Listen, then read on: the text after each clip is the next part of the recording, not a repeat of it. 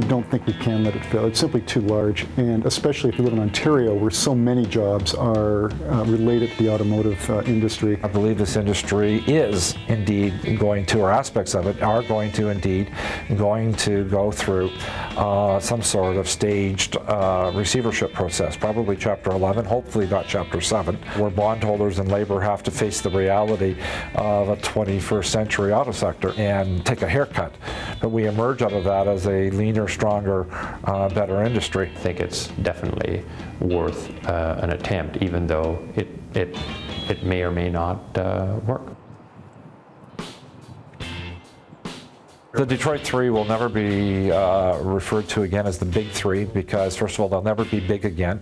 We likely will have at least one of them not survive, possibly two. Will they be the Big Three again? I believe that they can certainly be. You know, it comes right back down to the question of embracing zero-emission technologies. I do think the industry has evolved so that there are just going to be more players. Are we going to see any manufacturer with a 50% share? No, we're not going to see that ever again in my lifetime anyway. I think electric car is top of mind for the industry globally, and really what it comes down to right now is about energy storage. It's about the battery.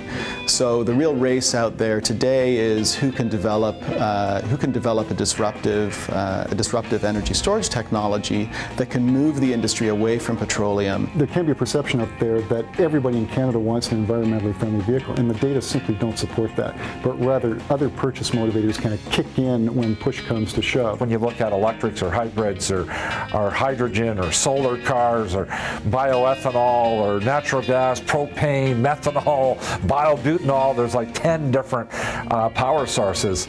We're a long way, probably another 20 years, maybe even 30 to 50 years before a lot of these technologies are considered de rigueur standard practice in the industry.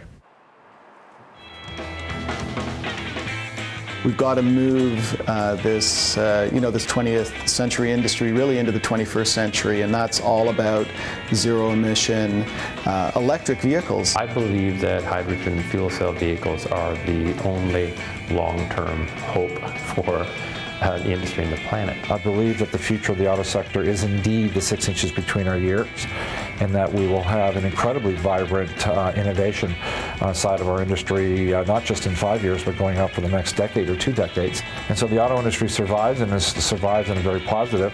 There'll be different players, and the existing players will be very differently structured, particularly at GM, Ford, and Chrysler, should they manage to get through this mess.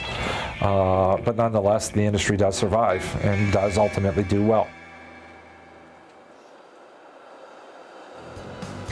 It's probably a good time to get a lot of good deals out there. Yeah, I'm not sure there'll ever be a better time to buy a car.